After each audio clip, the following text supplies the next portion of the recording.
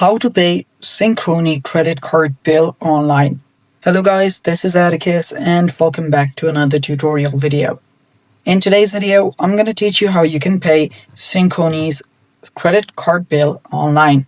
So without any further ado, let's dive right into it. So first, open up your web browser and simply search for Pay Synchrony's credit card bill. After you search for that, you'll find this website that says Make a Payment. So you can open that up. After you open that website up, you will head over to consumercenter.mysynchrony.com. And after you're here to make your payments, you will need to first begin by finding your account. To find the account, you will need to select and type in your card number, then the last 4 digits of your SSN number, then finally your zip code. Then tap on I'm not a robot and you'll see the list of your payments that you'll need to do. Then simply select the payment that you wish to make and then proceed with that.